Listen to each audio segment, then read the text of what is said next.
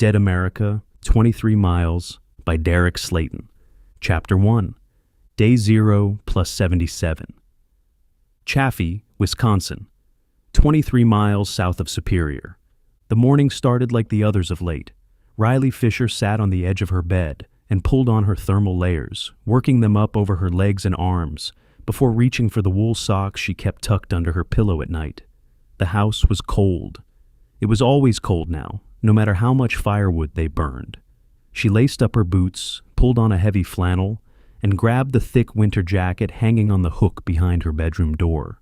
Down the hall, she could hear her 15-year-old sister Harper moving from room to room, her footsteps creaking across the old hardwood floors as she checked every window in the house. It was part of their routine. Harper would do the inside sweep while Riley got dressed, and by the time Riley was ready to head out, Harper would have a report. The sun was barely over the horizon, casting a pale glow across the snow-covered forest that surrounded them on all sides. Their house was modest, just over 1,000 square feet. 2 small bedrooms, a bathroom, a kitchen that opened into the living room, and not much else. Tight quarters for 3 people living under one roof, but preferable to the alternative. Riley walked into the living room, where Harper was standing by the last window, peering through the glass. The wood stove in the corner was down to embers, the heat it put out barely reaching the middle of the room. Riley made a mental note to load it up before she started breakfast. "Okay, Riley, I looked everywhere and didn't see any of those people," Harper said. "What about tracks?" Harper thought for a moment, eventually shaking her head. Nothing that looked like it was made by something on 2 legs, and definitely nothing recently. Riley pulled back the curtain on the front door window. The snowfall was coming down hard, thick flakes swirling in the wind and piling on top of what was already out there. She let out a sigh. If one of those things had come through during the night, the snow would have buried any trace of it by now.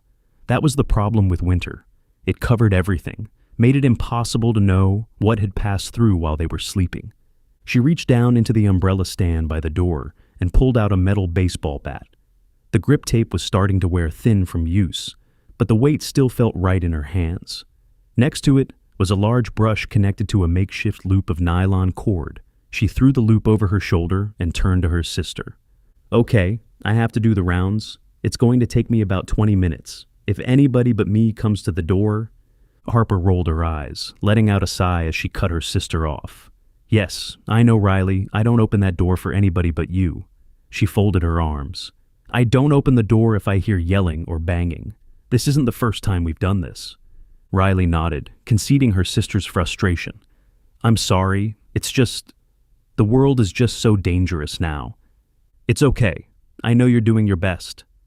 Riley smiled and extended her fist. Harper bumped it back without hesitation. "When I get back, I'll fix us some breakfast," Riley said. "Can we have pancakes?" Riley thought about it for a moment, then nodded. "Pancakes it is, but no chocolate chips this time." Harper put on an exaggerated frown. It lasted about 2 seconds before Riley laughed. "Okay, maybe just a few." Harper's face broke into a wide smile. Riley turned, opened the front door, and stepped outside into the cold. The air hit her face like a slap, sharp and bitter. Her breath came out in a thick cloud that hung in front of her for a moment before the wind pulled it apart. She stood on the front step and waited, listening. The only sound was the soft hiss of snow falling through the branches. Behind her, the deadbolt clicked into place. Good. Riley surveyed her surroundings. Snow-covered forest stretched in every direction, the trees standing under the weight of winter, their branches sagging with ice and powder. Everything was white and gray, the kind of flat light that made it hard to judge distance. Heavy drifts had built up along the west side of the house overnight, and the path she had cleared the day before was already half buried again. There were no roads visible from the front of the house, no power lines, no signs that the rest of the world had ever existed out here. They lived in the middle of nowhere. The closest neighbors were the Lawsons, over a mile away through the woods. Her father had spent decades working in medical research, and he had always believed that something bad happening to the world was not a matter of if, but when. He had prepared as best he could. Solar panels, stockpiled food, water filtration. Enough supplies to keep a small family going for months without outside help. He had taught both of his daughters how to shoot a bow, how to track deer, how to dress a kill and preserve the meat. All of it had seemed extreme at the time, paranoid even. Riley remembered rolling her eyes at him the same way Harper rolled her eyes at her now. But every one of those lessons was keeping them alive. Despite all of his fears and planning, Riley couldn't help but wonder how surprised he would have been at what had actually happened. All those years of preparation, and she doubted he had ever imagined anything like this. She felt her throat tighten and caught herself before the feeling could take hold. Her eyes drifted to the left side of the house where the makeshift headstone sat beneath a layer of fresh snow. A simple wooden cross with his name carved into it, already starting to weather after 2.5 months of Wisconsin winter. "Come on, you have work to do," she said quietly. Riley took a deep breath and started her walk around the house. Her first stop was the backyard, where a line ran from the generator to the small array of solar panels her father had installed years ago. Snow had piled up on them overnight, a thick layer of white covering every surface. She pulled the brush from her shoulder and swept each panel clean, working carefully to knock loose the wet clumps that had frozen along the edges without scratching the glass beneath. Her father had shown her how to do this when she was a teenager, emphasizing their importance. Once she was done, she walked back to the generator and checked the display. 30%. She looked up at the sky, snow hitting her face, the clouds thick and gray with no hint of blue anywhere. It had been days since they had seen real sunlight, and the battery was draining faster than the panels could charge it. "If we don't get some sun soon, Harper is going to be upset when I have to unplug the DVD player." She continued her walk around the perimeter of the house, her boots crunching through the top layer of ice that had formed over the older snow beneath. She scanned the tree line in every direction, looking for movement, looking for color, looking for anything that didn't belong.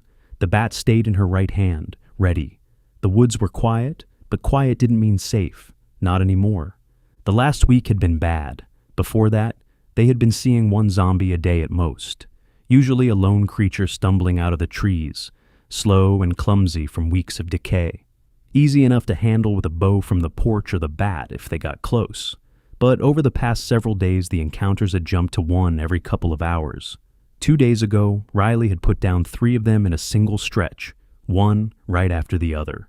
The last one coming at her from the side while she was pulling her arrow out of the second. That had been too close. She didn't know exactly what was causing the increase, but the only thing that made sense was that zombies from Minneapolis were making their way north. The city was 140 miles to the south, but 2.5 months was more than enough time for some of them to wander up to these parts. They didn't stop. They didn't rest. They just kept moving, following noise, following movement, following whatever primal impulse kept their legs going long after everything else had shut down. Regardless of the reason, Riley had to stay sharp. The small groups she had been handling on her own could easily become something worse if they weren't dealt with quickly. A few at a time, she could manage. A dozen at once was a different situation entirely, and she had no intention of finding out what that looked like from the front porch. She rounded the far side of the house, eyes sweeping the trees one last time. Nothing moved, no shapes between the trunks, no tracks in the fresh snow.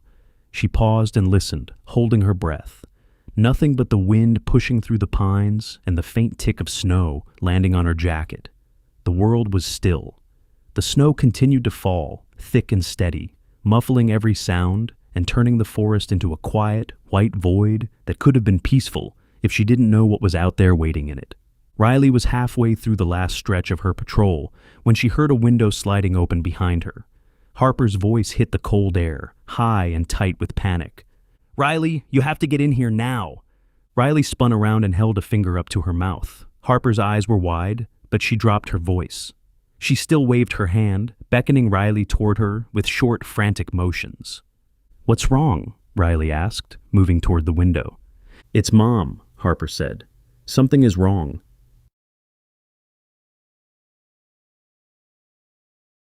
Chapter 2. Riley ran around the side of the house, the snow crunching under her boots. She could hear Harper fumbling with the lock before she even reached the front step. The deadbolt turned and the door swung open. Harper stood in the doorway, her face flushed, eyes red and glassy. She was trying to say something, but the words kept catching in her throat. Her hands were shaking at her sides. "It's Mom. She's... Riley stepped inside and put both hands on Harper's shoulders, holding her steady. She kept her voice calm, even though her pulse was already climbing. "It's okay, Harper. Come on, let's go to her." Riley led them across the house toward the master bedroom on the far side. As they walked down the short hallway, she listened for the sound she had gotten used to hearing over the past few days. The coughing, the deep rattling fits that came and went at all hours. Their mother had been sick for several days now, something that had started out looking like a seasonal cold, but had been getting steadily worse. She didn't hear any coughing. The bedroom was silent. Riley paused outside the door and pushed it open gently. Her mother was lying in bed, flat on her back. The covers had been kicked off onto the floor, the sheets tangled at the foot of the mattress. Her pajamas were soaked through with sweat, the fabric clinging to her body. Her hair was matted against her forehead, and her breathing was shallow, her chest barely rising with each breath. "Oh God, Mom." Riley rushed to the bedside and pressed the back of her hand to her mother's forehead. The heat radiating off her skin was startling. "Jesus, she's burning up." Riley pulled open the bedside table drawer and dug through it until she found the digital thermometer. She clicked it on and pressed it to her mother's temple, holding it steady until it beeped. She pulled it back and read the display. 104. Riley froze, staring at the number. The room felt like it shrank around her. "Riley," Harper said. She blinked, snapping back into the moment. "Her fever is too high. We have to cool her body down. Help me! Help me!"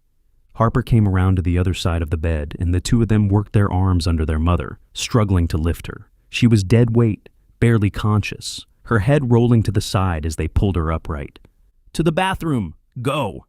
They half carried, half dragged her down the hall and into the bathroom. Their mother's feet barely moved beneath her, her weight shifting between them with every step.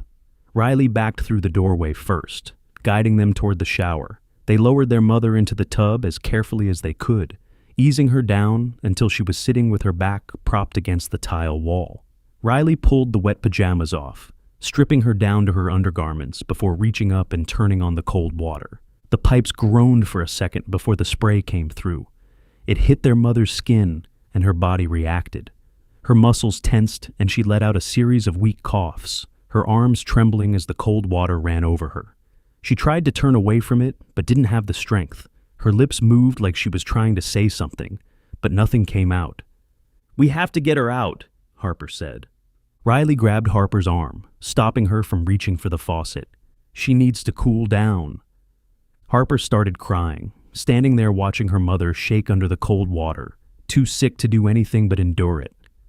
Riley put her arm around her sister and held her close. Neither of them said anything for a long time. 20 minutes later, the trembling had eased and some of the color had come back to their mother's face. The angry red flush across her cheeks and neck had faded to something closer to normal. They turned off the water and got her out of the shower, wrapping her in the largest towel they had. They dried her off and changed her into fresh, dry clothes, working together without speaking, moving her arms and legs as gently as they could. They carried her back to the bedroom and lowered her onto the mattress, pulling the covers up to her chest. Riley walked to the window. She knew it was a risk with the cold outside, but the room was stifling, the air thick and warm from hours of fever.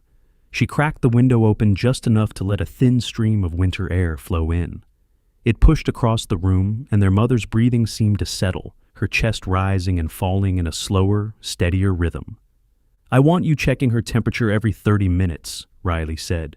"If it gets over 102, we need to put her back into the shower." Harper nodded, wiping her face with her sleeve. Riley walked out of the bedroom, and Harper followed her into the kitchen. Riley went straight for the cabinets, opening them one at a time. Stacks of freeze-dried food lined the shelves. Canned vegetables, bags of rice, boxes of powdered milk. Shelf-stable goods that their father had stockpiled over the years. She moved to the next cabinet, then the next, pulling things aside, looking behind containers, digging into the back corners.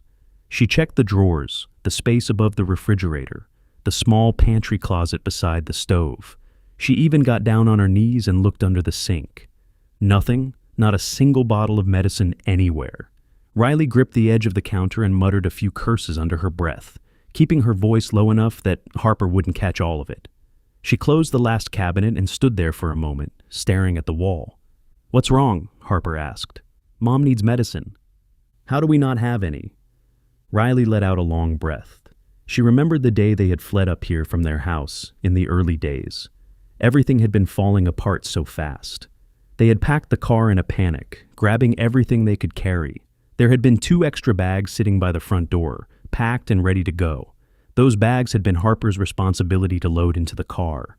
Nobody had told her what was in them, and in the rush to get out, they had been left behind.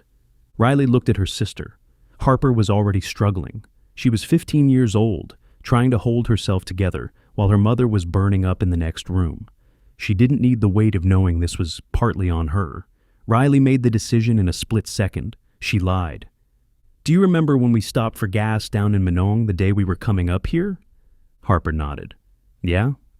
Well, while you and Mom were inside, a couple of men decided they needed some of our things more than we did. The medicine we had was in what they took." Harper thought about it for a moment, her brow pulling together.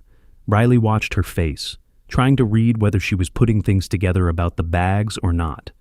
If she was, she didn't show it. "So, what do we do?" Harper asked. Riley walked to the bathroom and opened the medicine cabinet above the sink. She scanned the shelves, Band-Aids, dental floss, a tube of antibiotic ointment, and 1 small bottle of ibuprofen. That was it. She grabbed the ibuprofen and walked back out, tossing it to Harper. "Get Mom some water and have her take a couple of those." "Is that going to make her better?" "No, it's not going to do much, but it's all we have right now. Go, do it." Harper nodded and headed back down the hall toward the bedroom. Riley stayed in the bathroom. She stood in front of the sink and looked at herself in the mirror. Her dark hair was pulled back in a messy knot. Her face was pale, her eyes tired, with dark circles forming underneath them that hadn't been there a week ago. She gripped the edges of the sink and let her head drop for a moment, her mind turning over every option she could think of. They had no medicine, no way to treat a fever that high beyond cold water and ibuprofen, no vehicle that would run, the fuel in the tank having gone bad weeks ago, no cell service. Their mother was getting worse, not better, and doing nothing meant watching her slip further. 104 degrees was dangerous. If it went higher, Riley didn't want to think about what came next. Then it hit her. The Lawsons. Mike and Jennifer Lawson lived over a mile away through the woods. They were older, just a few years older than her parents. The few times Riley had met them over the years, they had seemed friendly enough. Good people, or at least they had been. But that was before. The world was different now, and there was no telling what 2.5 months of this had done to anyone. People changed when survival was on the line. Riley had seen enough proof of that already. Still, it was the only idea she had.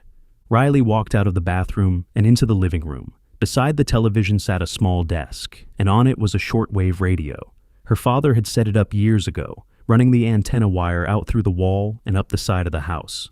Out here, cell phone service was unreliable on a good day, so the residents in the area relied on radios for emergencies.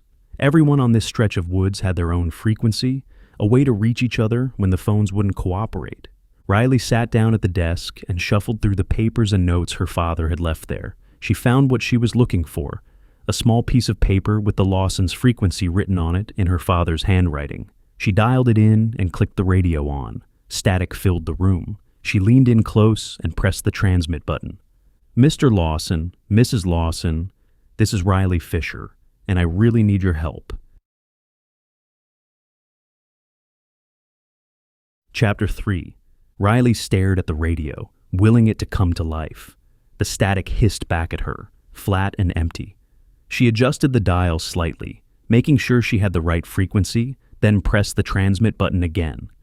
"Mr. and Mrs. Lawson, please, this is Riley Fisher. I really need your help. Please respond." Static. Nothing but the low, steady crackle of dead air. Please respond." Static. Riley held the receiver for another few seconds before tossing it onto the desk. She leaned back in the chair and pressed both hands against her face, her fingers digging into her temples. The static filled the room like white noise, steady and indifferent. She sat there for a solid minute, listening to nothing, hoping that something would break through. A voice, a click, anything that would tell her someone was on the other end. Nothing came. Harper came down the hall and into the living room. "It took a little doing, but I got Mom to take the pills," Harper said. "Okay, what time is it?" Harper looked at the clock on the wall. "It's 8:30. "Okay, at 12:30, I want you to give her more." "I can do that, but so can you, right?" Riley looked over at her sister. She didn't say anything. She didn't have to. The look on her face was enough. Harper's expression crumbled, and the tears started again. "You can't leave me alone. You can't leave me alone." "It's okay. It's okay." Riley got up and went to her, pulling her into a hug. Harper buried her face against her sister's shoulder, her whole body shaking. Riley held her there for a long moment before guiding her over to the couch and sitting her down. "If Mom doesn't get medicine, she's going to—" Riley caught herself. She thought about their father, about what his death had done to Harper, how the girl had barely spoken for 2 weeks afterward, how she had stopped eating for days. Riley wanted to protect her from another blow like that, but there was no way around this one. Harper needed to understand what was happening. "Just say it," Harper said through the tears. "If Mom doesn't get medicine, she's going to die." Harper broke down completely. Her sobs filled the small living room, raw and loud, the kind of crying that came from somewhere deep. Riley held her sister and let her get it out, rubbing her back the way their mother used to when they were small. She could feel Harper shaking against her, each breath coming in short, broken gasps. After a while, the sobs slowed, and Riley gently pushed Harper back, holding her by the shoulders so they were face to face. "I'm not going to be gone long. I'm just going to walk over to the Lawsons. It's not more than a mile away. I'll be back before you know it." "Why not take the snowmobile?" "Because the gas has been sitting for too long, and when I tried to start it last week, it wasn't turning over. With as cold as it's been, it's not going to be any better now." Riley paused. "Walking is fine. I've made that trip before." Harper's crying slowed. She wiped her eyes with the back of her hand and took a few shaky breaths, working to pull herself together. She sniffed hard and blinked a few times, staring at the floor. Finally, she sat up straighter, squaring her shoulders. "Okay, what do you need me to do?" Riley could see what her sister was doing, trying to act strong, trying to be useful. She rolled with it. "I need you checking Mom's temperature every half hour. If it gets over 100, I want you to keep a cold, wet rag on her head and arms. If it gets to 102, you're going to have to get her into the shower. Do you think you can do that?" Harper shook her head slowly, her face tightening at the thought of wrestling their mother into the shower by herself. Then her eyes drifted across the room and landed on the desk chair. She stared at it for a second, something clicking behind her eyes. She walked over and grabbed the armrest, pushing the chair back and forth. It was on wheels, and it rolled smoothly across the hardwood. "I can roll her onto this and push her to the bathroom," Harper said. She paused, thinking it through. "She might end up with bruises. But that's better than letting that fever run wild." Both of them nodded. "Okay, what else?" Harper asked. "The generator is down to 30%, and it doesn't look like there's going to be any direct sunlight today, so it's going to be slow charging." "It's okay, I'll keep everything off. I'm going to be sitting with Mom anyway." "That's the other thing. You're going to be doing more than just sitting. You're going to need to keep watch. Those things have been increasing in numbers lately." Riley trailed off. She looked at her sister, standing there in the middle of the living room with her arms crossed, trying so hard to be brave. Harper had never fought one of them. She had watched Riley handle every encounter from behind a locked window, safe inside the house, while her older sister dealt with whatever had wandered out of the trees. The thought of leaving her here alone with that responsibility sat heavy in Riley's chest, but there was no other option. She let out a sigh before continuing. "If you stay quiet, they might just pass you by. Keep the lights off, don't make noise, and stay away from the windows unless you're checking on things." "And if they don't?" "Then you're going to have to lure them over to a window and—" Riley made a stabbing motion with her hand. Harper tensed up. Her arms went rigid at her sides, and the color drained from her face. "I don't know if I can." "Well, I do. You're stronger than you think. Come with me." Riley grabbed her sister's hand and pulled her into the kitchen. She walked over to the butcher's block on the counter and pulled out a knife. It was a thick-bladed kitchen knife, the biggest one in the set. She held it out to Harper, handle first. "What do you want me to do?" Harper asked, taking the knife. "Stab it into the wall as hard as you can." Harper stared at her sister like she had lost her mind. Riley gave her a firm nod. After another second of hesitation, Harper turned to the wall. She let out a small yell and drove the blade forward, putting everything she had behind it. The tip sank into the drywall about 2 inches. They both stared at it for a moment, the handle sticking out of the wall at an angle. Then gravity did its work and the knife slid loose, clattering to the floor. A small puff of white dust drifted down from the hole it had left behind. "Okay, we might need to rethink this," Riley said. She looked around the kitchen, her mind working. Harper didn't have the strength to drive a blade through bone at arm's length. She needed distance, and she needed something that would let her use her whole body instead of just her arm. Riley walked to the pantry closet and pulled out a broom. She carried it to the kitchen table and set it down, then went to a drawer beside the desk and rummaged through it until she found a roll of duct tape. "This will work." It took a few minutes of wrapping and adjusting, but Riley attached the knife firmly to the end of the broom handle, binding it tight with layer after layer of tape until it wasn't going anywhere.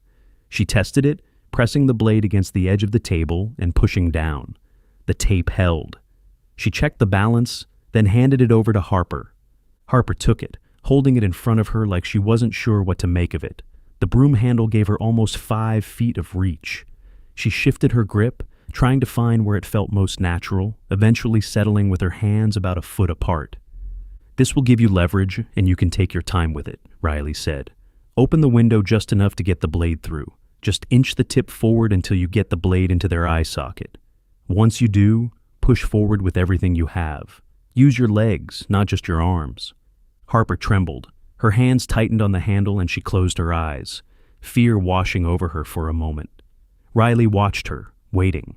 Finally, Harper opened her eyes and nodded. "If they come, I'll protect Mom in the house." Riley nodded. She walked back to her bedroom and opened the closet. On the top shelf sat a hard plastic case, tucked behind a stack of old blankets. She pulled it down and set it on the bed, unlatching the clips and lifting the lid. Inside was her hunting bow. She picked it up and turned it over in her hands, inspecting the limbs, the string, the cam wheels. She ran her thumb along the rail and checked the rest, making sure everything was seated properly. She tested the draw, pulling it back slowly until it was at full tension, feeling the familiar resistance build in her shoulder. She held it for a second, then eased it forward. Everything felt solid. The bow had belonged to her father before he gave it to her on her 18th birthday. She had taken her first deer with it that same fall. She set it down and reached back into the closet for the quiver. 12 arrows, each one with a broadhead tip. She counted them, running her fingers across the fletching, then slung the quiver over her shoulder and carried the bow to the front of the house. Harper was standing near the front door, the makeshift spear leaning against the wall beside her. When Riley got close, Harper lunged forward and wrapped her arms around her, squeezing tight. "I'll be okay, I promise," Riley said. Harper nodded against her shoulder, then forced herself to let go. She stepped back, her eyes wet but steady. She looked older than 15 standing there. The weight of everything that was about to fall on her showed in her face, but she was holding it together. Riley opened the front door and stepped out into the snow. The cold wrapped around her, and she pulled her jacket tighter. She adjusted the quiver on her shoulder and gripped the bow in her left hand. She scanned the tree line in every direction, checking for movement. The woods were still, the snow falling in a steady curtain through the branches.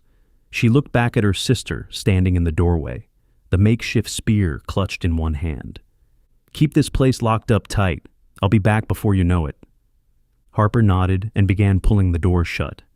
"Be careful, Riley." Riley watched the door close and listened for the deadbolt. It clicked into place. She stood alone on the front step, the cold pressing in around her, the snow falling steady through the trees.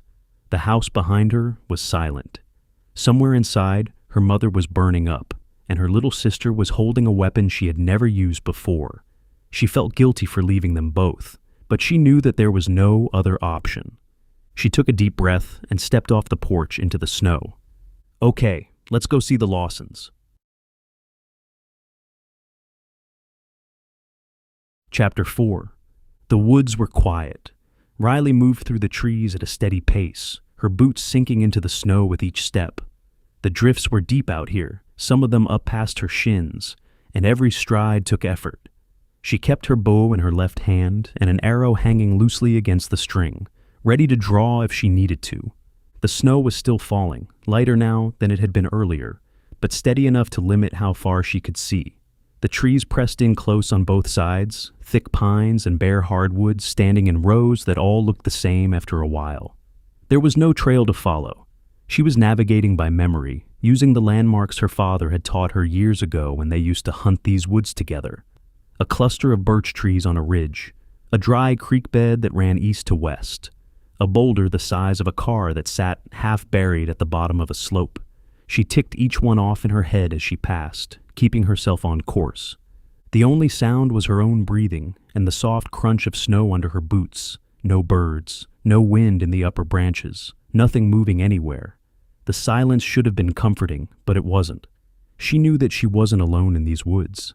Riley kept her eyes moving, scanning left and right as she walked. She checked behind her every 30 seconds or so, turning her head just enough to see what was back there without breaking stride. It was a habit she had picked up early on, back when the zombies were still fast, and the cost of not paying attention was a lot worse than it was now. They were all slow at this point, months of constant movement having broken their bodies down to the point where most of them could barely manage a shuffling walk. But slow didn't mean harmless. Slow just meant she had a few more seconds to react. She had been walking for about 20 minutes when she saw it, a shape between the trees, maybe 40 yards ahead. It was moving, but barely, shuffling through the snow at an angle that would bring it across her path if she kept going straight. Riley stopped and crouched behind a thick pine, pressing her shoulder against the bark. She watched. It was a man, or what was left of one. He was wearing a heavy coat, torn open down the front, the fabric stiff with frozen blood. His head hung forward and his arms swayed at his sides as he dragged himself through the drifts. One of his legs wasn't working right, the knee bending at an angle that shouldn't have been possible, and it made his movement lopsided, his body lurching with every step. Riley steadied her breathing and raised the bow. She drew back the string, feeling the tension build in her shoulder and across her back. She lined up the shot, putting the pin just above the bridge of its nose. The distance was manageable, but the creature kept drifting, its broken gait pulling it side to side in a way that made the shot harder than it should have been. She released. The arrow cut through the air and struck a tree trunk 2 feet to the left of the zombie's head. The impact made a sharp crack that echoed through the woods. The creature stopped and turned toward the sound, its vacant eyes searching the trees. Then its head swiveled further, locking onto Riley's position. It let out a low, guttural moan and changed direction, dragging itself toward her. "Come on," Riley muttered under her breath. She pulled another arrow from the quiver and readied it. Her hands were shaking, whether from the cold or the adrenaline she couldn't tell. She drew back again, held her breath, and released. The second arrow sailed past the zombie's shoulder and disappeared into the snow behind it. Riley cursed and reached for another arrow. The creature was closer now, maybe 25 yards, its broken leg leaving a deep furrow in the snow as it came. She readied the third arrow, drew back, and forced herself to wait. She counted in her head.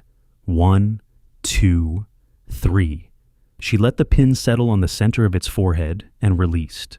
The arrow hit with a wet thud, punching through the skull just above the left eye. The zombie's legs buckled and it dropped face first into the snow. It didn't move again. Riley let out a breath she didn't realize she had been holding. Her arms were trembling. She lowered the bow and stood there for a moment, letting her heartbeat come back down. 3 shots to take down one slow-moving target at 40 yards. Her father would have dropped it with the first arrow without breaking stride. "You're not, Dad," she whispered to herself. "But it's dead. Move."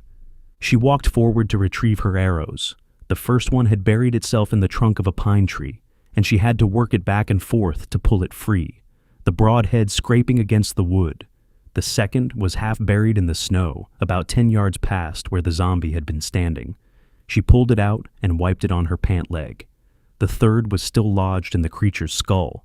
She put her boot against its shoulder, gripped the shaft, and pulled. It came loose with a sound she tried not to think about. She wiped the broad head clean on the dead thing's coat and slid all 3 arrows back into the quiver. She was straightening up when she heard it, a low moan coming from behind her and to the right. Then another from the left. She spun around, 3 of them, coming through the trees from 3 different directions, spread out in a loose line about 30 yards back. They must have heard the crack of the first arrow hitting the tree, or the sound of the kill, or some combination of both. They were slow, all of them, their bodies stiff and clumsy as they pushed through the deep snow. But they were converging on her position, and the gaps between the trees didn't leave much room to maneuver. Riley nocked an arrow and drew back, picking the closest one. It was a woman in a tattered sweater, her skin gray and mottled, her jaw hanging at an angle that said something had broken it a long time ago. Riley aimed, steadied, and released. The arrow caught the woman in the throat, not a kill shot. The zombie stumbled back a step, the shaft sticking out below her chin, but she kept coming. The other 2 were closing the distance, their moans growing louder, pulling at each other's attention and then refocusing on Riley. Riley reached back for another arrow and stepped backward. Her boot caught on something beneath the snow, and she went down hard, landing on her back. The impact knocked the air out of her lungs, and she felt the quiver slide off her shoulder, the strap catching on her arm before pulling free. It landed in the snow about 5 feet behind her, arrows scattering across the white surface. She scrambled to her feet, clutching the bow in one hand and the single arrow she had managed to hold onto in the other. The quiver was on the ground between her and the 3 zombies. The closest one, a large man in a flannel shirt, was less than 15 yards away now, his thick arms reaching forward as he lumbered through the snow. Riley backed up, putting distance between herself and the group. She needed space. She needed time to draw and aim without one of them grabbing her. She moved laterally, circling to the right, keeping all 3 of them in front of her. The trees forced her to weave, ducking under low branches and stepping over exposed roots hidden beneath the snow. The flannel shirt zombie was the fastest of the 3, if it could be called fast. He was pushing through the drifts with a relentless mechanical persistence, his legs churning through the snow, one heavy step at a time. The woman with the arrow in her throat had fallen behind, struggling with the shaft that was restricting whatever movement her neck still had. The third one, smaller, maybe a teenager, was off to the left, moving at an angle that would cut Riley off if she kept circling. Riley stopped behind a wide oak and loaded her last arrow. She had 1 shot. She drew back, the string biting into her fingers through her gloves. The flannel shirt zombie came around a cluster of young pines, and she had a clear line. She put the pin on the bridge of his nose and released. The arrow struck him dead center in the forehead. His legs went out from under him, and he collapsed into the snow, the weight of his body sending up a spray of white powder. 1 down, 2 left. No arrows. Riley looked at the quiver lying in the snow, 20 feet away. The woman was between her and it, still moving forward with the arrow jutting from her throat. The smaller zombie was coming from the left, maybe 10 yards out. She ran for the quiver. Her boots punched through the top crust of the snow, and she nearly went down again, catching herself with her free hand. She reached the quiver and dropped to her knees, grabbing the first arrow her fingers found. She knocked it, spun on her knees, and drew back just as the woman lurched to within 5 feet of her. Riley released at point-blank range. The arrow went through the zombie's left eye and out the back of her skull. She dropped like a puppet with its strings cut, falling forward and landing close enough for Riley to feel the displaced air. Riley grabbed another arrow from the scattered pile and got to her feet. The last zombie, the smaller one, was right there, no more than 8 feet away, its hands outstretched, fingers blackened with frostbite. She knocked the arrow, drew, and put it through the creature's temple. It crumpled sideways into the base of a tree and went still. Riley stood in the middle of the carnage, breathing hard. Her hands were shaking badly now, and her knees felt like they might give out. Steam rose from her skin in the cold air. She looked down at herself. No bites, no scratches. She was covered in snow from the fall, but she was intact. She gave herself 30 seconds. That was all she could afford. She spent it with her hands on her knees, pulling in deep breaths of cold air until the shaking in her arms subsided. Then she collected every arrow she could find, wiping each broadhead clean before sliding it back into the quiver. She ended up with 10 out of 12. The other 2 were buried somewhere in the snow or lodged in a tree she couldn't find. She would have to make do. Riley slung the quiver back over her shoulder and checked the strap twice to make sure it was secure. She picked up her bow and started walking again, faster now, her eyes scanning the trees in every direction with a focus that bordered on frantic. She walked for another 15 minutes without encountering anything. The woods stayed quiet, her breathing settled, the sweat on her back cooled, and she could feel it turning cold against her skin beneath her layers. The adrenaline faded, and the fatigue crept in behind it, settling into her legs and shoulders. The trees began to thin ahead of her, and the ground started to slope upward. She recognized this stretch. She was getting close to the Lawson property. Another quarter mile, maybe less. She pushed up the slope, her boots sliding in the snow, and reached the top of a low ridge that overlooked the next stretch of forest. She stopped. Through the trees, rising above the canopy about a quarter mile to the north, a column of dark smoke drifted into the gray sky. It was thick and black, the kind of smoke that came from something big burning. It was coming from the direction of the Lawsons' place. Riley stood on the ridge, staring at it. The smoke curled and twisted in the wind, spreading out as it climbed higher before the clouds swallowed it. "No," she said quietly. "No, no, no." She tightened her grip on her weapon and started down the other side of the ridge, moving as fast as the snow would let her. Chapter 5. Riley reached the edge of the tree line and stopped. She pressed herself against the trunk of a large pine and looked out across the clearing toward the Lawson property. The house was gone. Most of it, anyway. The structure had burned, and what was left was still smoldering, thin wisps of smoke rising from the blackened skeleton of walls and collapsed roof beams. The front of the house had caved in entirely, the porch nothing but a heap of charred wood and twisted metal. The chimney was still standing, rising out of the wreckage like a broken finger, soot stains streaking up the stonework. Whatever had happened here, it had burned hot, and it had burned long. Riley counted the zombies, a dozen of them, spread out across the property, wandering through the snow in slow, aimless circles.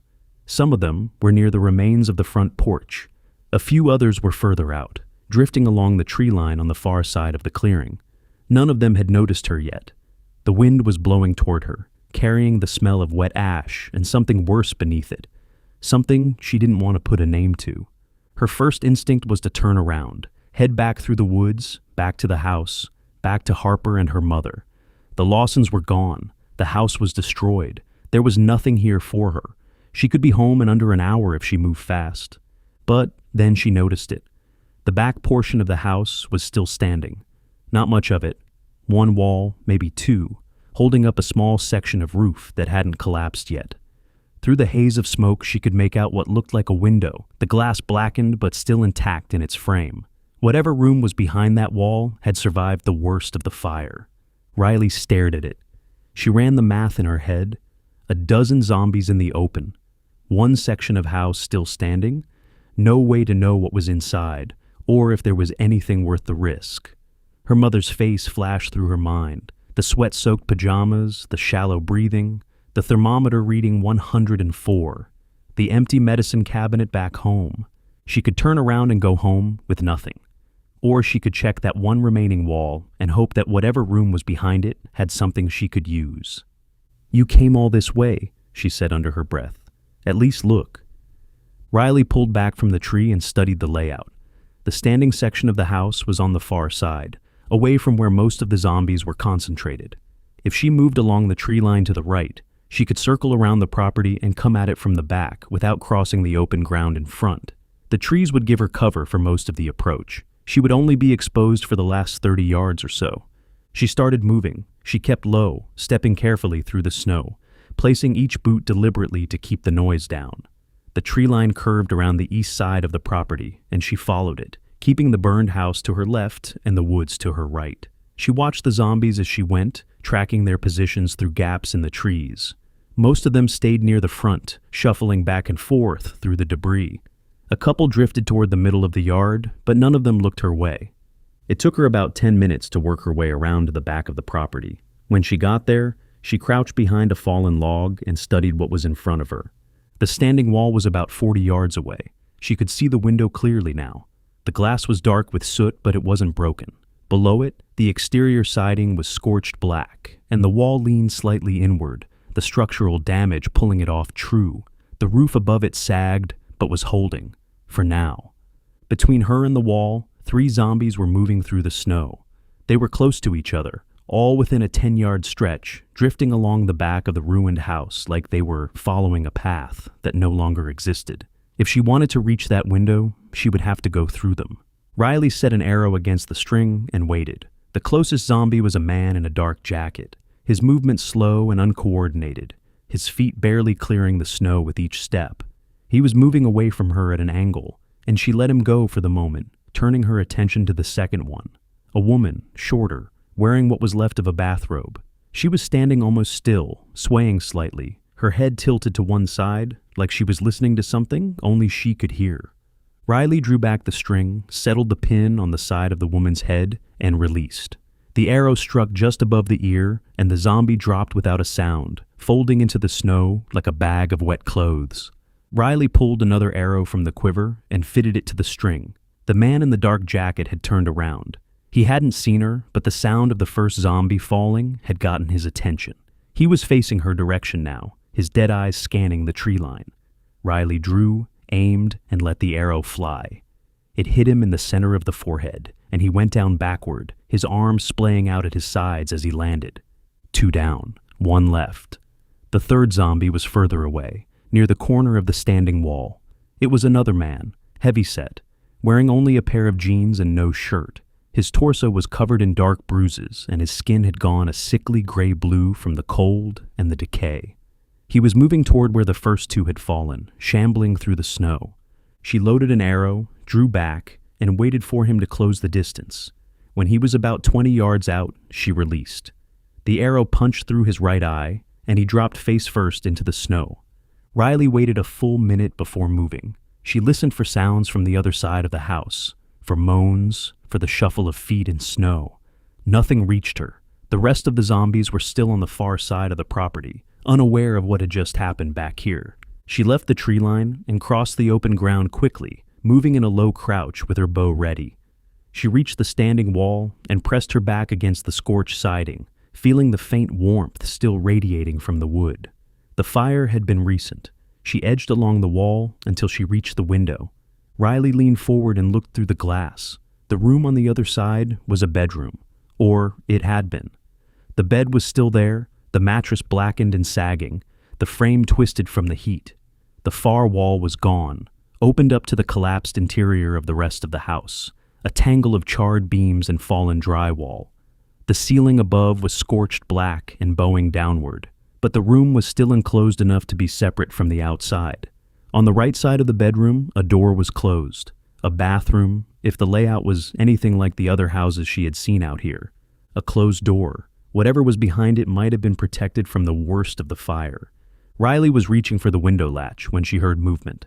Shuffling feet, coming from the left side of the house. She pressed flat against the wall and turned her head. 2 zombies were rounding the corner, about 20 yards away, moving in her direction. They hadn't seen her yet, but they would in a few seconds. She didn't have time to fight them quietly. She grabbed the window latch and pulled. It didn't budge. She pulled harder, the metal frame grinding against the swollen wood, and the window popped open with a sharp crack that echoed across the yard. The 2 zombies turned toward the sound. Riley grabbed the window frame and pulled herself up, swinging her legs through the opening. She landed on the bed, and the frame gave way beneath her, the fire-weakened wood snapping apart. She dropped through the collapsing mattress and hit the floor hard, her shoulders slamming against the side rail. Pain shot down her arm, and she bit down on her tongue to keep from yelling. She rolled off the ruined bed and got to her feet. The bedroom was worse than it had looked from outside. The air was thick with the smell of burned wood and melted plastic. The floor was soft in places, the boards weakened by the fire, and she could feel them flex under her weight. She moved quickly toward the closed door on the right side of the room. Riley grabbed the handle and pushed. The door resisted. The frame warped from the heat, and she had to put her shoulder into it. It swung open with a groan, and she stepped inside. The bathroom was small, a toilet, a sink, a bathtub with a shower curtain that had melted into a crumpled sheet of plastic hanging from the rod. The tile floor was covered in ash and debris that had blown in from somewhere, but the room itself was mostly intact. The door had kept the worst of the fire out. Then she saw them. Mike Lawson was on the floor, his back against the bathtub, his body burned badly. His clothes had fused to his skin in places, and his face was barely recognizable, the features distorted by the fire. He wasn't moving. He was gone. Jennifer Lawson was beside him. She was in the same condition, her body blackened and raw, her clothes burned away in patches. But she was moving. Her head turned toward Riley as the door opened, her mouth working open and shut, a dry, rasping sound coming from somewhere in her throat. Her eyes were vacant and glassy, staring at Riley without recognition. She tried to reach out, but her arms were too damaged. The muscles and tendons had tightened from the burns, locking her limbs at awkward angles. She could barely lift her hand off the floor. Riley stood in the doorway, looking down at what was left of Jennifer Lawson. The woman had been kind to them. She had brought over a pie the first summer Riley's family had moved up here. She had shown Riley's mother how to can vegetables from the garden. Riley knelt down and placed the tip of an arrow against the zombie's temple. She pushed forward with a quick, firm motion. Jennifer Lawson went still. Riley stayed there on one knee for a moment, staring at the floor. Then she stood up and turned to the medicine cabinet above the sink. She opened it. The shelves were warped from the heat. The white paint bubbled and peeling. On the top shelf, where bottles should have been, there was nothing but misshapen lumps of melted plastic. The labels were gone, the caps fused to the bodies of the bottles, the contents inside reduced to a hardened, discolored mess. Every single bottle on every shelf was the same. The fire had gotten close enough to the bathroom to superheat the air inside, and the plastic hadn't survived it. Riley stared at the melted remains. She reached out and touched one of them, the plastic still slightly tacky under her fingertip. All of it. Gone. Every bottle, every pill, every chance she had come here hoping to find.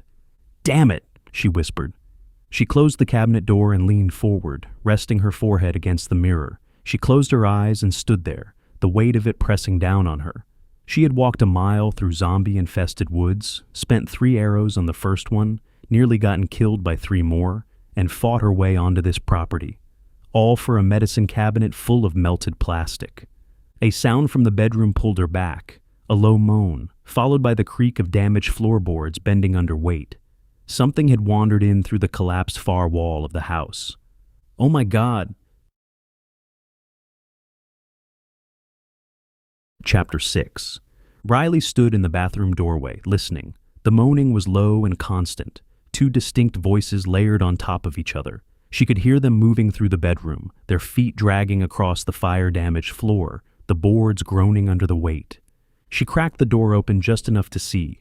2 zombies were in the bedroom. Both of them had drifted toward the window she had climbed through, pressing up against the wall beneath it. One of them was pawing at the glass, its fingers scraping against the frame in slow, mindless repetition. The other stood beside it, its shoulder wedged against the wall, swaying in place. They were between her and the only way out of the room. Riley looked down at the arrow in her hand. She had one loaded in the bow and a few more in the quiver on her back, but the bedroom was small. There wasn't enough room to draw the bow properly, not with the collapsed bed taking up most of the floor and burned debris piled against the walls. She would have to do the first one by hand. She pushed the door open slowly, wincing as the warped hinges let out a faint groan. The zombie closest to her turned its head. It was a man, tall and thin, his clothes hanging off him in strips. His mouth opened and the moan grew louder as he locked onto her and started shuffling forward. Riley stepped into the bedroom and drove the arrow into the side of its skull. She put her weight behind it, gripping the shaft with both hands and pushing until the broad head punched through. The zombie's legs gave out and it slumped to the floor, pulling the arrow with it. She yanked it free and stepped back. The second zombie had turned away from the window and was coming toward her, its arms raised, fingers grasping at the air. Riley backed up until she felt the bathroom doorframe against her shoulders. She had room now. She fitted the arrow to the string, drew back, and released. The arrow caught the zombie in the bridge of the nose, and it dropped backward, its body hitting the floor with a heavy thud that shook the weakened boards beneath them. Riley didn't wait. She crossed the bedroom in 3 steps, stepping over the collapsed bed frame and the bodies on the floor. She reached the far wall, where the bedroom opened into the destroyed interior of the house. The wall was gone from about waist height up, nothing but jagged edges of drywall and charred framing. Beyond it was what had been the living room, now a maze of fallen beams, collapsed ceiling, and ash-covered debris. Cold air pushed through from the open sky above where the roof had caved in. She climbed through the gap in the wall and dropped down into the wreckage. Her boots landed on a pile of broken drywall that shifted and crunched beneath her. She steadied herself and looked around. More of them. She counted 4 zombies moving through the ruins of the house, picking their way through the debris with that same slow, relentless shuffle. 2 of them were near what had been the front door, stumbling over fallen beams. The other 2 were closer, maybe 15 feet away, and they had already turned toward the sound of her landing. Riley looked up. Above her, a heavy roof beam was resting at an angle, one end still connected to the standing wall she had just come through, the other end balanced on a pile of collapsed framing. The weight of the beam was holding up a section of roof that hadn't fully fallen yet, a triangle of charred plywood and shingles hanging over the middle of the room. The 2 closest zombies were moving toward her, closing the gap with slow, grinding steps. Behind them, the other 2 had noticed the movement and were changing direction. Riley braced herself against the standing wall and put both hands against the angled beam. The wood was rough and warm, still holding heat from the fire. She pushed. The beam shifted but didn't fall. She set her feet, bent her knees, and shoved harder. The beam groaned, slid sideways off its support, and dropped. The crash was enormous. The beam hit the floor, and the section of roof it had been supporting came down with it. A cascading avalanche of wood, shingles, and ash that sent a cloud of dust and debris billowing outward. The 2 closest zombies disappeared beneath the collapse, buried under hundreds of pounds of burned roofing material. The sound echoed across the property and out into the surrounding woods. Riley didn't stop to see the result. She scrambled over a pile of wreckage toward the side of the house where a section of exterior wall had fallen outward, creating a ramp of debris that led down to the snow-covered yard. She climbed over it, her hands grabbing at charred wood and twisted metal, and dropped down into the snow on the other side. The cold air hit her lungs, and she took in a deep breath as she got her bearings. The front of the property was to her left, and she could see zombies turning toward the sound of the collapse, their slow bodies redirecting from wherever they had been wandering. More of them than she had seen before. The noise had pulled them in from the tree line, from the far side of the yard, from every direction. Riley turned right and ran for the woods. She reached the tree line and pushed through the first row of pines, branches scraping against her jacket as she ducked beneath them. She didn't slow down. Behind her she could hear the moaning growing, multiple voices rising together into a chorus that carried through the cold air. They were following. They had seen her, or heard her, or both, and now they were coming. She put an arrow to the string as she moved, scanning the trees ahead. 2 zombies appeared between the trunks, drawn out of the woods by the crash. The first one stepped into her path about 10 yards ahead. A woman in a heavy coat, her face covered in frost. Riley drew and released without breaking stride. The arrow hit the woman in the temple, and she went down sideways into a snowdrift. The second zombie was further right, coming through a gap between 2 large pines. Riley pulled another arrow from the quiver and set it against the string. She stopped, planted her feet, drew, and put the arrow through its left eye. It crumpled to the ground, and she kept moving. Riley pushed deeper into the woods, weaving between trees, ducking under branches, her boots punching through the snow with every step. She could hear them behind her, not close, but not far enough away. The moaning rose and fell as the zombies navigated the trees, their clumsy bodies bouncing off trunks and stumbling through drifts. They were slow, but they didn't stop. They never stopped. She ran for another 5 minutes before the burning in her legs forced her to slow down. She dropped to a walk, breathing hard, steam pouring from her mouth in thick clouds. She looked behind her. Through the trees she could see shapes moving, dark forms against the white snow, spread out in a loose line. At least 6 of them, maybe more. Too many to fight with the arrows she had left. Riley kept walking, her mind working. She couldn't lead them home. If she went straight back to the house, they would follow. They would follow her tracks in the snow, they would follow the sound of her footsteps, and they would end up on her front porch with Harper inside. That wasn't an option. She needed a diversion, something to pull them away, send them in a different direction while she circled back. Riley scanned the woods around her. About 30 yards to her left, a dead pine had fallen against a living one, creating a leaning arch of wood. The dead tree's root system had pulled partially out of the ground, leaving a tangle of frozen roots and dirt clinging to the base. Hanging from the branches of the dead tree, caught in the limbs where it had fallen, was a collection of smaller branches and debris. It looked precarious, like a strong push would bring the whole thing down in a noisy heap. She had an idea. Riley moved to her left, angling toward the fallen tree. She passed it and kept going another 20 yards until she found a thick oak with branches low enough to reach. She slung the bow over her shoulder, grabbed the lowest branch, and pulled herself up. The bark was cold and rough against her gloves. She climbed, moving from branch to branch until she was about 15 feet off the ground. The branch she settled on was thick enough to hold her weight and gave her a clear line of sight back to the fallen pine.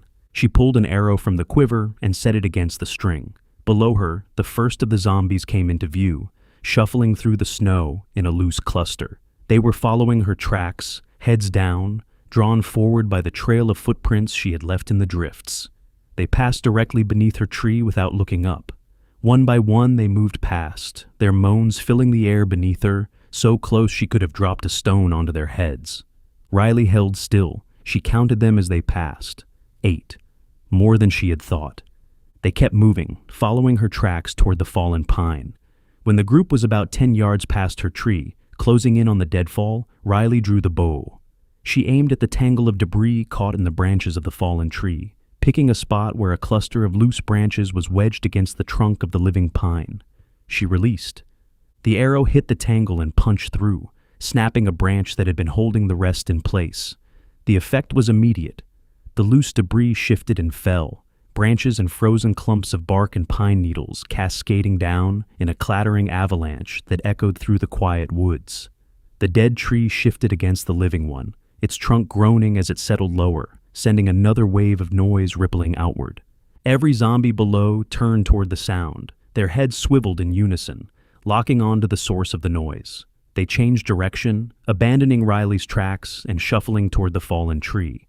The moaning intensified as they converged on it, their slow bodies pressing forward through the snow, drawn to the noise. Riley sat on the branch and watched them go. She pressed her back against the trunk of the oak and slowed her breathing, making herself as still as possible. The zombies reached the fallen pine and clustered around it, pawing at the debris, their heads turning back and forth as they searched for the source of the disturbance. One of them pushed against the dead tree, and it shifted again, producing another groan of wood that kept their attention locked in place. She waited. 5 minutes. 10. The zombies stayed near the fallen tree, some of them wandering in small circles around it, others standing still, their dead eyes staring at nothing. None of them looked back in her direction. None of them looked up. When she was satisfied they weren't coming back, Riley climbed down. She moved slowly, placing her feet carefully on each branch, lowering herself until she could drop the last few feet to the ground. She landed softly in the snow and stayed in a crouch, listening. The moaning was still audible, but distant now, muffled by the trees. Riley straightened up and adjusted the quiver on her shoulder. She checked her arrows. 6 left out of the dozen she had started the day with. Not great, but enough to get home if she was careful. She turned south and started walking, keeping her steps light and her path wide of the tracks she had left on the way in. The snow was still falling, and in another hour her old footprints would be buried. The zombies would have nothing to follow. The woods closed in around her as she walked, quiet and white and endless. She kept her eyes moving and her bow ready, but the forest was still. Whatever was out here had been drawn to the noise behind her, and for the moment, she had the woods to herself. Chapter 7. The woods thinned as Riley got closer to home. She recognized the terrain now, the subtle downward slope of the land, the way the pines gave way to birch and oak as the ground leveled out. The snow was lighter here, filtered by the canopy above, and her boots found easier footing on the harder ground beneath the drifts. She was less than a quarter mile from the house. Her legs ached from the trek, and her shoulder was still sore from the fall through the bed at the Lawson place. But she pushed it aside. She could hurt later. Right now, she needed to get home. A zombie stepped out from behind a tree about 20 yards ahead of her. It was an older man, his body stiff and slow, his clothes torn and caked with frozen mud. He hadn't seen her yet. He was facing the wrong direction, shuffling through the snow with his back to her, moving at an angle that would take him toward the house if he kept going. Riley stopped, pulled an arrow from the quiver, and set it against the string. She drew back, settled the pin on the base of his skull, and released. The arrow hit clean, and the zombie pitched forward into the snow without a sound. She walked over, put her boot on his shoulder, and pulled the arrow free. She wiped the broadhead on his jacket and slid it back into the quiver. She kept moving, faster now.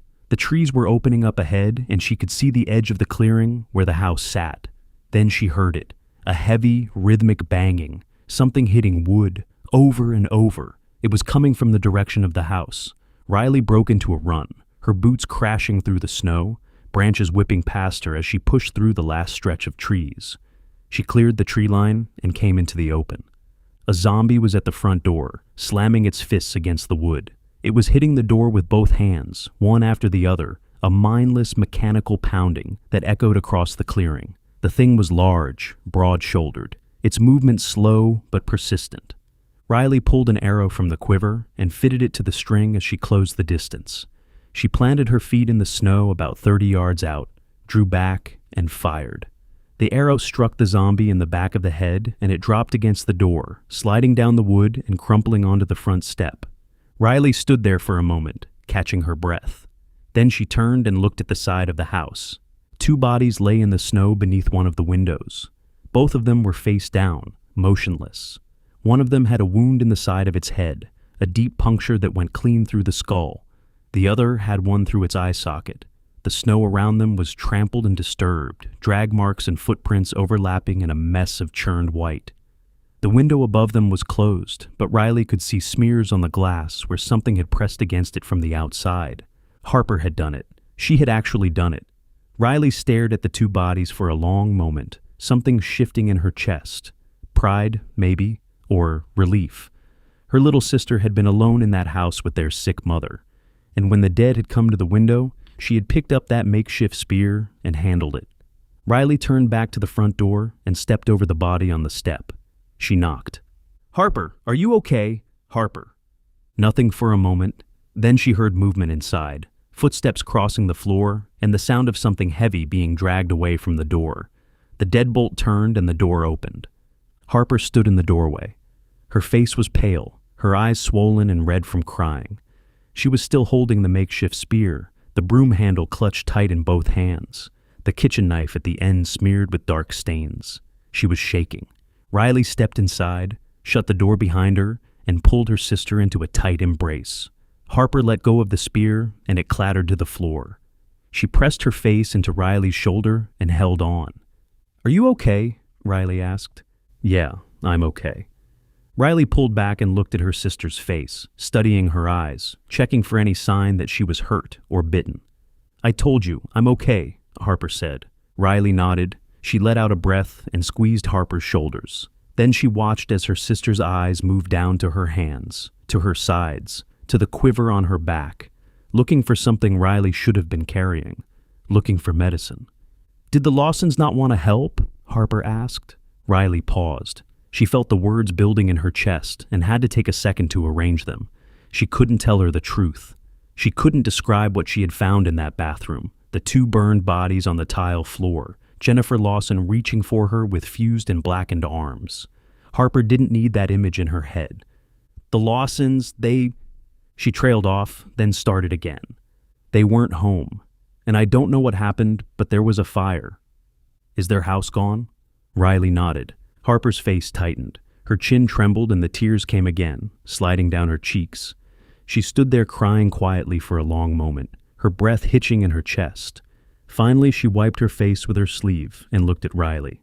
"So, what do we do?" "First things first, how's Mom?" "She's resting. I've kept cool rags on her since you've been gone. Last time I checked her fever, it was holding steady at 100.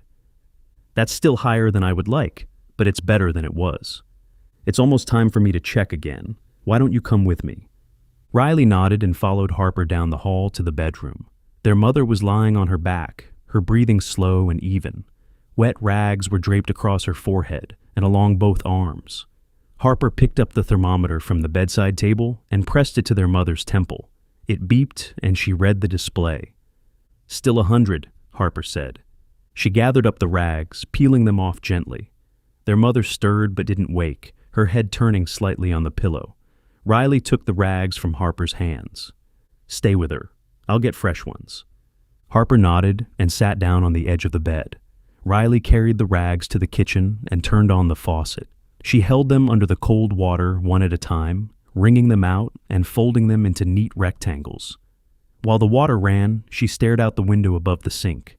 The snow was still falling. The clearing around the house was empty, but she knew that wouldn't last. It never lasted. "What the hell am I going to do?" she said quietly. She shook her head, wrung out the last rag, and turned off the water. She carried them back to the bedroom and handed them to Harper, who laid them across their mother's forehead and arms. Their mother let out a small sigh at the cold, but didn't wake. The two of them walked back to the living room so their mother could rest. Riley went straight to the desk where the shortwave radio sat. She picked up the notebook her father had kept beside it, a small spiral-bound pad filled with his handwriting. Names, frequencies, notes scrawled in the margins. She flipped through the pages, scanning each one, looking for anyone close enough to reach, anyone who might be able to help. Page after page, the names had been crossed out, thick black lines drawn through them in her father's hand. Some had notes beside them. No response. Gone. One simply had an X through the entire entry with nothing else written. Riley kept flipping, checking every entry, hoping to find one name that hadn't been marked through. She went through the entire notebook, front to back, then flipped through it again just to be sure. Nothing. She tossed it onto the desk. "What's wrong?" Harper asked from the couch. "The only names that are close are all marked through. I remember the first day we got up here, one of the first things Dad did was spending hours on the radio." "And if he marked their name out?" "It either means that they didn't make it or they weren't friendly." "We should try it anyway," Harper said. "The closest house is Mick Johnson, and it's 4 miles away. You can always call him on the radio. If he answers, then we'll know he's friendly." "It's no good." "Why not?" "Because Dad was the only one who ever used this radio, and Mick would have known that. What happens if I call him and he realizes that Dad isn't around anymore? We've been up here for 2.5 months. We all know that no help is coming, and if he thinks Dad is gone, he just might try and help himself to some of our supplies." Harper thought about it for a moment, then nodded slowly. "Do you think he would really do that? I only met him once, and he didn't seem like the greatest guy in the world. If he's running low on supplies, I don't want to think about what he would do. However, I do know that I don't want to have to shoot an arrow at a man, especially one who is aiming a rifle at me." Harper sat with that for a long moment, staring at the floor. Riley could see her thinking, working through the problem the same way Riley had been doing all day, running out of options one by one, each door closing before she could get through it. Then Harper looked up. "What about the survivor camp?" Riley turned in the desk chair. "Pattison State Park?" "Yeah, you remember a week or so into this whole thing when those people from Minneapolis started camping there. Maybe they have some medicine." Riley thought about it. She got up from the desk and pulled open the top drawer, digging through papers and old maps until she found the one she wanted. She unfolded it on the desk and leaned over it, tracing her finger along the roads and trails north of their position. Pattison State Park. She measured the distance in her head, using the scale on the map to estimate. 10 miles, nearly halfway to Superior.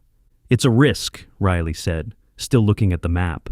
"If there's anybody left there, they might not be friendly." "I know, but Mom..." Harper trailed off. She didn't need to finish the sentence. Riley stared at the map. 10 miles through woods that were getting more and more crowded with zombies every day. 10 miles to a camp full of strangers who had been surviving on their own for over 2 months. People got desperate in that kind of situation. People changed.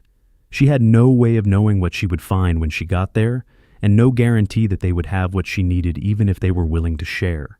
But Harper was right. Their mother was holding at 100 degrees with nothing but cold rags and ibuprofen. That wasn't going to last. The fever would come back, and when it did, it would come back worse. Without real medicine, without antibiotics, she was going to die. Riley had already tried the closest option and come back with nothing. There was no one else to call, no one else to ask, and no way to get anywhere fast. She let out a long, defeated sigh. Okay, I'll go. Chapter 8. Riley walked into her bedroom and opened the closet. She pulled everything off the top shelf, setting aside blankets, old jackets, and a box of winter gloves until she could see the back wall. Tucked into the far corner was a small cardboard box. She pulled it out and opened it. Arrows, 5 of them, bundled together with a rubber band. They were older than the ones in her quiver, the fletching slightly faded, but the broad heads were sharp and the shafts were straight. She pulled them out and inspected each one, rolling them between her fingers, checking for cracks or bends. They were good. She added them to the quiver. She knelt down and checked the floor of the closet, pushing aside boots and a duffel bag. Nothing else? She stood up and counted what she had. The 6 she had come home with, plus the 5 from the box. 11, that's not going to cut it. She looked around the room, trying to think of where else her father might have stored them. He had never been the type to keep everything in one place. He spread things out, kept extras hidden in spots around the house, a habit he had picked up from years of preparing for the worst. If there were more arrows in this house, they were in his room. Riley left the bow on the bed and walked down the hall to her parents' bedroom. She eased the door open quietly. Her mother was asleep, her breathing shallow but steady, the wet rag still draped across her forehead. Riley moved past the bed and opened the closet on the far side of the room. Her father's things were still in there, his coats, his boots, a stack of flannel shirts he had worn every day for as long as Riley could remember. The smell of him was still on them, faint but there, trapped in the fabric after all these weeks. She pushed the clothes aside and reached into the back, her hands moving across the shelf until they found another box, heavier than the first. She pulled it out and set it on the floor, kneeling beside the bed to open it. 6 more arrows, same broadhead tips, same straight shafts. Beneath the arrows, wrapped in an old dish towel, was a shotgun. It was a pump action, the woodstock scuffed and scratched from years of use. The barrel was clean and oiled, her father's handiwork. He had always taken care of his weapons. Beside the shotgun was a box of shells, the cardboard soft and worn at the corners. Riley picked up the shotgun and turned it over in her hands. She hadn't known it was in there. Her father must have stashed it before they lost him. One more piece of preparation tucked away for a day he hoped would never come. She added the 6 arrows to her quiver and counted again. 17. Better. 17 arrows. I'm going to have to make them count. Riley picked up the shotgun and the box of shells and carried them into the living room. Harper was sitting on the couch, her legs pulled up underneath her, the makeshift spear leaning against the armrest. Riley set the shotgun and the ammo on the coffee table in front of her. "Do you know how to use that?" Riley asked. Harper stared at the weapon for a moment, then nodded slowly. "I think so. Dad showed me a couple years ago." Harper reached forward and picked up the shotgun, holding it across her lap. She grabbed a shell from the box and turned it over in her fingers before sliding it toward the loading port. It took her a few tries, the shell slipping against the metal, but she got it seated and pushed it in. She gripped the forestock and pulled back, straining against the resistance. The action locked open and she pushed it forward, chambering the round with a solid click. Riley held out her hand. Harper passed the shotgun over. Riley racked the action, clearing the shell, and caught it as it ejected. She set the weapon back on the coffee table with the ejection port facing up, so Harper could see that it was empty. She looked at her sister. "This is a weapon of last resort. Do you understand?" Harper's eyes widened slightly. She nodded. "Good. And when I say last resort, I mean a living person is breaking down the door. Not those things. If those things are at the door, you let them bang away and lure them over to a window, like you did with those other 2. You already proved you can handle that." Harper sat up a little straighter at that. The fear in her face softened, just slightly, replaced by something that looked like it might be confidence if it had a few more hours to grow. "I won't shoot it unless I have no other choice," Harper said. Riley held her sister's gaze for a long moment, making sure the point had landed. The shotgun was loud, A gunshot would carry for miles out here, and every zombie within earshot would start moving toward it. Using it meant trading one problem for a much bigger one. Harper needed to understand that. Harper didn't look away. "Okay, come on, I need your help." The two of them walked into the kitchen. Riley opened the pantry and stood in front of it, scanning the shelves. Bags of rice, canned goods, freeze-dried meals, boxes of crackers, all of it carefully organized. The supplies their father had stockpiled over the years, laid out in neat rows. They had enough to last a while, but not forever. Everything they gave away was something they wouldn't have later. "If there are still people at Pattison, they're not going to be handing things over just because I ask nice," Riley said. "I'm going to have something to trade." "What are you thinking? A couple bags of dried beans?" Harper stared into the pantry for a moment, her eyes moving across the shelves. Then she let out a small sigh, reached up to the top shelf, and pulled down 2 chocolate candy bars. She held them out to Riley. "These are your favorite," Riley said, "and there's a chance that they will be someone else's favorite too." Riley smiled and took them, turning the bars over in her hands. She couldn't remember the last time she'd seen chocolate anywhere outside of this pantry. 2.5 months into the end of the world, a candy bar was worth more than money. "But don't lead with them," Harper said. "It's like the shotgun in there, last resort." Riley laughed. It caught her off guard, the sound strange in her own ears. She couldn't remember the last time she had laughed twice in one day. She put her arm around Harper's shoulder and squeezed. "Would you do me a favor, sis?" "What do you need?" "Will you pack me some provisions, a few protein bars, some water?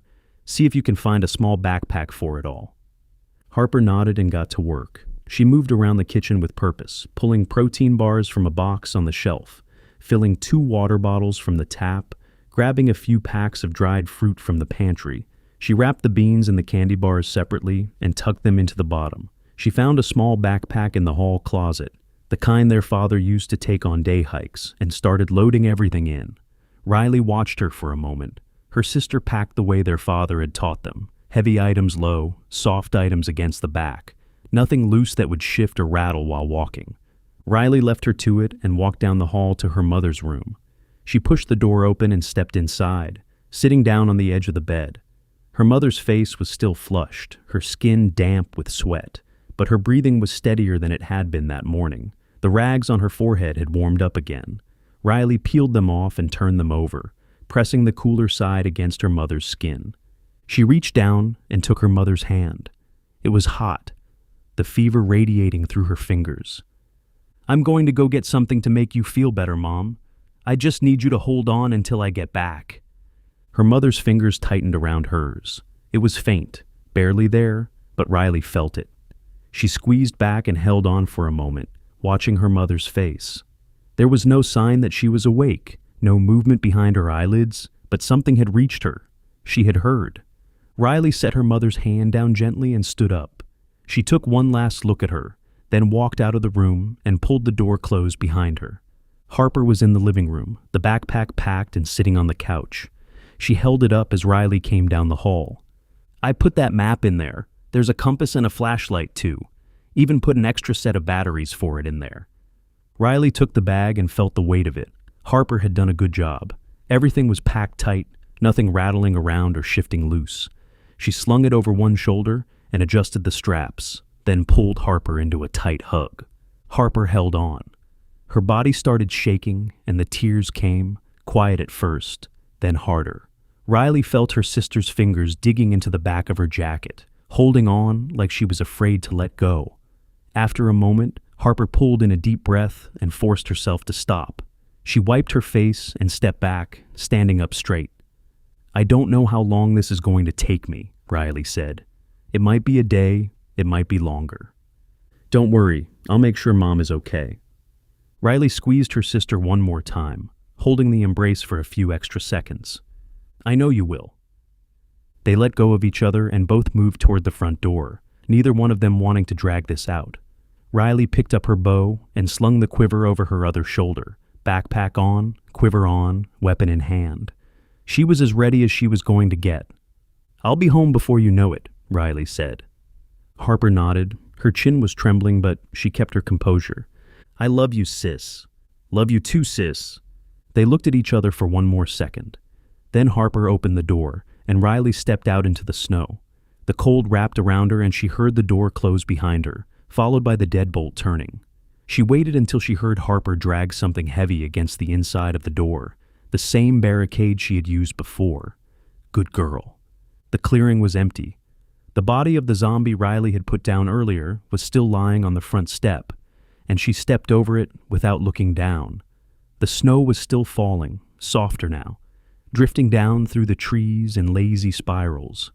The sky was flat and gray, the light already starting to fade toward late afternoon. The two bodies beneath the side window were slowly disappearing under a layer of fresh powder. 10 miles to Pattison State Park.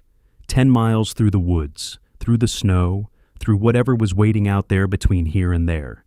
She had 17 arrows, a backpack full of food and water, 2 candy bars for trading, and a map she hoped she wouldn't need. It wasn't much, but it was what she had. Riley adjusted the straps on the backpack, tightened her grip on the bow, and stepped off the porch. All right, let's do this.